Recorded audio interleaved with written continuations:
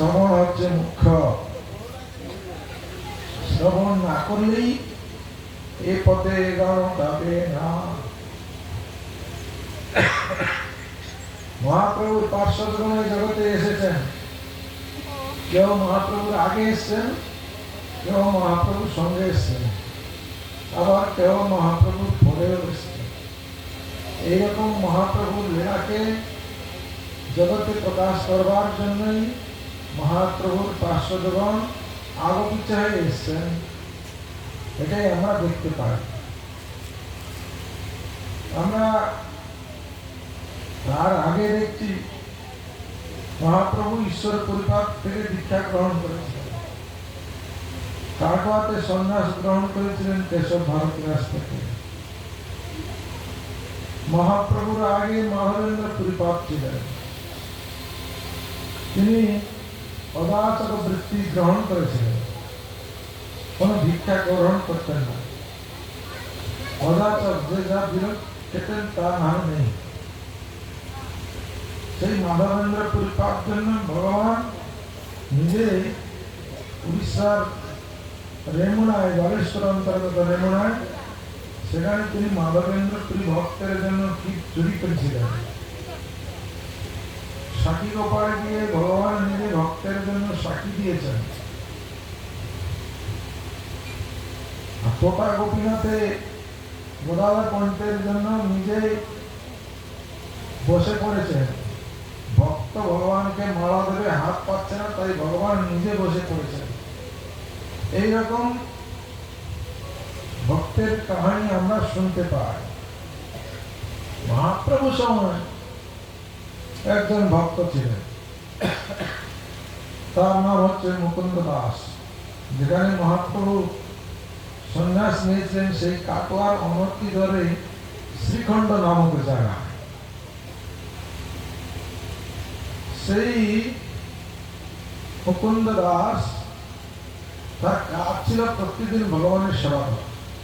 আপনারা যেরকম বাড়িতে ভগবানকে প্রতিদিন ভোগ দেন, রন্ধন করেন, সব ভগবানের জন্য মালা আনতেন, ভগবানের জন্য ড্রেস করেন, সব এইরকম প্রতিদিন ভগবানের সেবা পূজা করেন।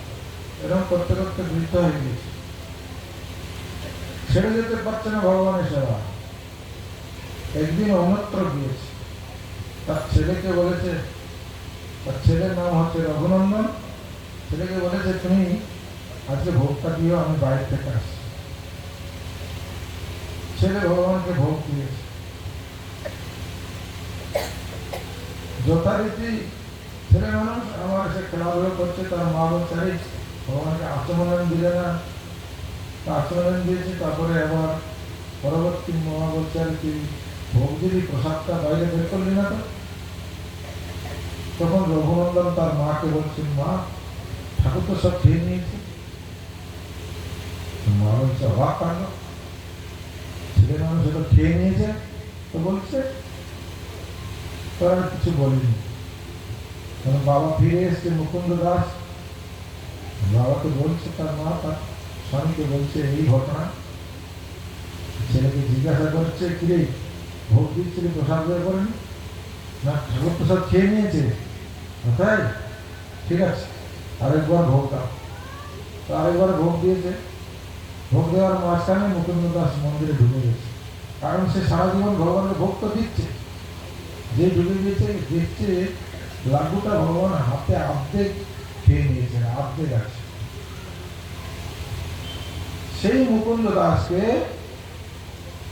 ভগবান শ্রী চৈতন্য মহাপ্রভু জিজ্ঞাসা করেছিলেন, ওহে মুকুন্দ, তুমি রঘুনন্দনের পিতা না রঘুনন্দন তোমার পিতা? বাবাকে জিজ্ঞাসা করা হচ্ছে তুমি ছেলের পিতা না তুমি ছেলের পিতা? কি উল্টা করে জিজ্ঞাসা করছে? তাজ্জব কথা, সকলে তো জানে বাবার ছেলে ছেলে হয়। আজকে মুকুন্দ দাস মহাপ্রভুর কাছে উত্তর দিচ্ছেন, না পুত্র রঘুনন্দন আমার পিতা। বলে কিরকম? এটা কি করে হয়? যাহা হইতে কৃষ্ণ ভক্তি সেই গুরু হয়। এ হচ্ছে মহাপ্রভুর ধারণা। এই জন্য যেই ভজে সেই বড়, যে ভজন করবে সে বড় হবে, যে ভজন করবে সে উদ্ধার করবে, যে ভজন করবে না সে উদ্ধার করবে না। বাবা হওয়ার, মা হওয়ার, দাদু হওয়ার, দিদা হবে। এই শিক্ষাই জগৎকে দিয়েছেন মহাপ্রভু। এ হচ্ছে ভক্তের মহিমা।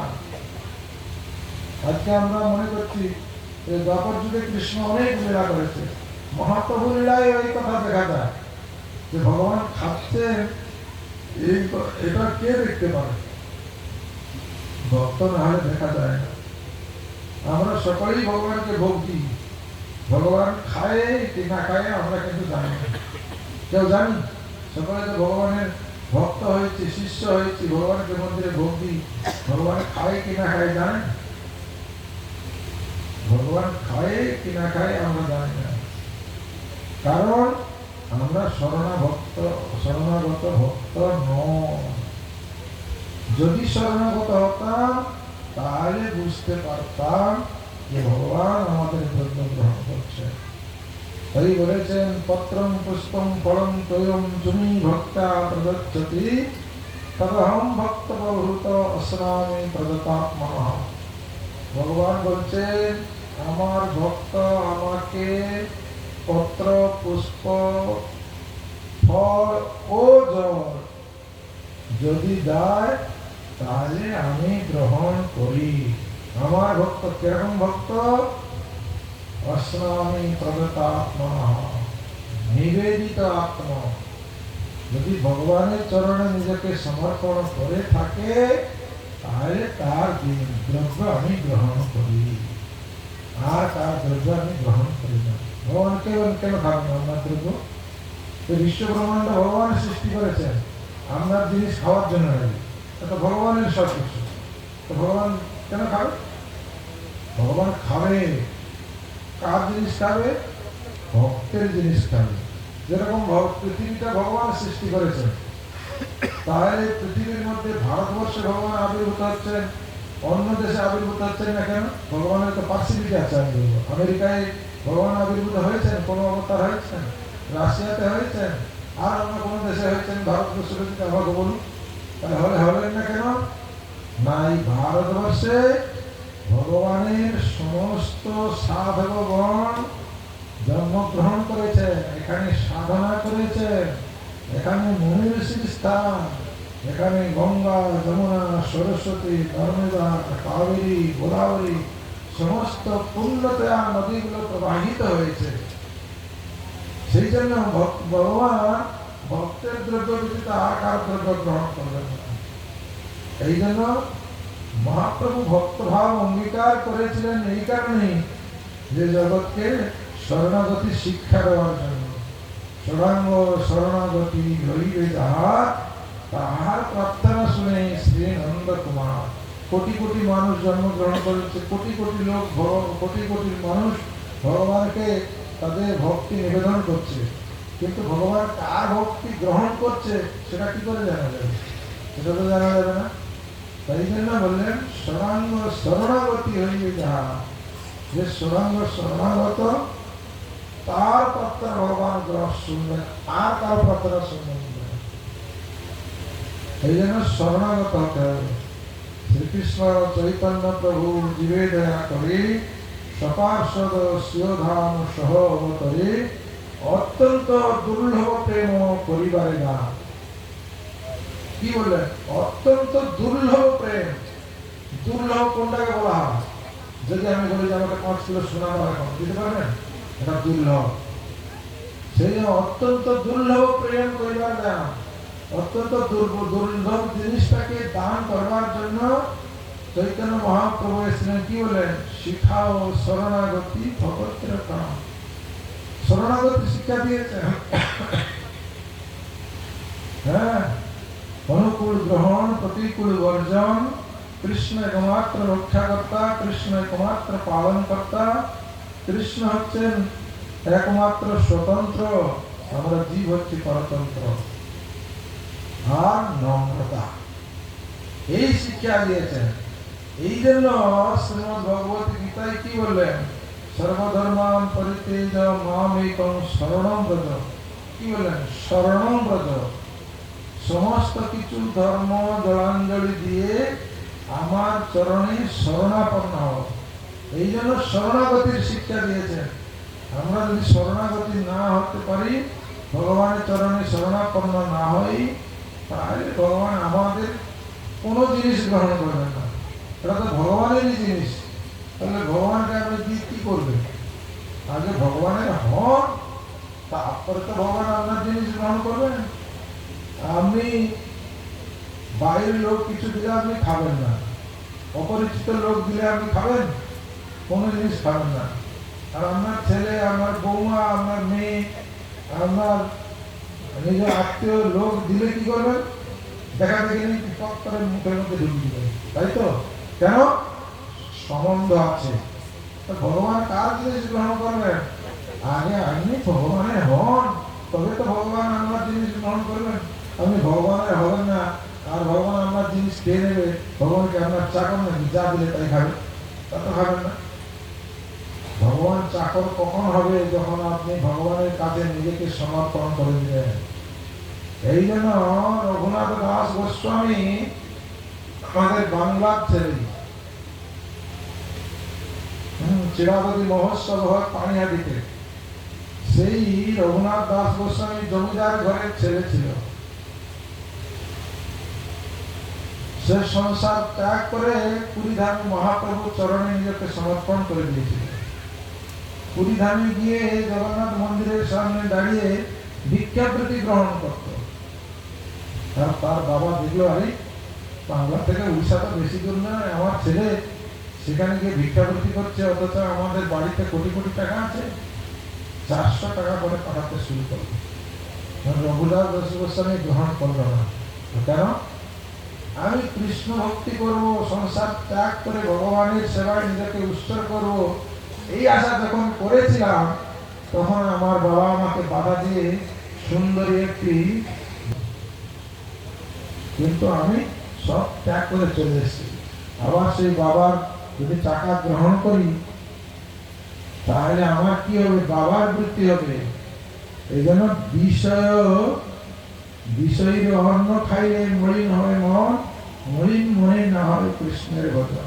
আমরা মনে করি তো একবার তো খেয়ে নিলাম ফিরিতে, ফিরিতে কি খেয়ে নিয়ে যাবো? তো তার বিষয়, তার কামনা বাসনা গুলো সব খেয়ে নিয়েছে। তো সেই জন্য রঘুনাথ দাস গোস্বামী তার বাবার ধন গ্রহণ করেননি। বিষয় ভক্তি নাই হয়, বিষয় দূরে কৃষ্ণ জানি আমি সব। এই বিষয় বৃত্তি থাকলে ভগবান দূরে থাকে, সেই জন্য সাবধান হতে হবে।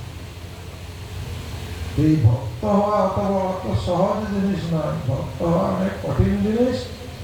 তবে ভক্ত হতে পারলে ভগবানকে খুব তাড়াতাড়ি পাওয়া যাবে। কারণ ভগবান বলেছেন অহং ভক্তরাধীন, আমি ভক্তের অধীন।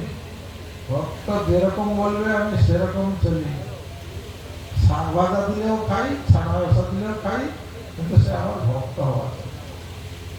সেই রঘুনাথ দাস গোস্বামী জগন্নাথের রন্ধনশালা থেকে ড্রেন দিয়ে যে সমস্ত অন্নগুলো পড়ে যেত, সেগুলোকে ধুয়ে নিয়ে এসে ভালো করে গ্রহণ করছে। জমিদার ঘরের ছেলে আজকে কি ড্রেন থেকে অন্ন তুলে নিয়ে খাচ্ছে। আর শ্রীমন মহাপ্রভু কি বলছেন, রঘুনাথ তুই কি খাচ্ছ? সেখান থেকে নিয়ে খেয়ে স্বয়ং ভগবান। এই জন্য ভক্তের দ্রব্য প্রভু কাড়ি কাড়ি খায়, অভক্তের দ্রব্য প্রভু উলটি না চায়। আজ সেই রঘুনাথ দাস গোস্বামী নীলাচলে থেকে গিয়েছিলেন পুরীধামে, গিয়ে এই নীলাচল ধাম গিয়েছিলেন, বৃন্দাবনে গিয়ে রাধা কুণ্ডের তীরে ভোজন করেছেন। সেখানে এক ফলা মাত্র ঘোর খেয়ে জীবনযাপন করেছিলেন। এ হচ্ছে তার বৈরাগ্য, রঘুনাথের বৈরাগ্য, পাষাণের রেখা। এইভাবে ভোজন করেছেন। এ হচ্ছে ভক্তি। ভগবানকে পেতে হলে সর্বস্ব তোমার চরণে সপিয়া করেছি তোমার ঘরে। ভগবানের কাছে নিজেকে সারেন্ডার করে দিতে হবে। সাষ্টাঙ্গ দণ্ডবোধ করে কেন? সেই জন্যই করে যে আমার কিছু নয়, আমার বলিতে প্রভু আর কিছু না, ভগবানের কাছে নিজেকে সমর্পণ করে দিতে হবে। তো যাই হোক, অনেকটা সময় হচ্ছে, আমি ধ্যান করতে শেষ করছিলাম।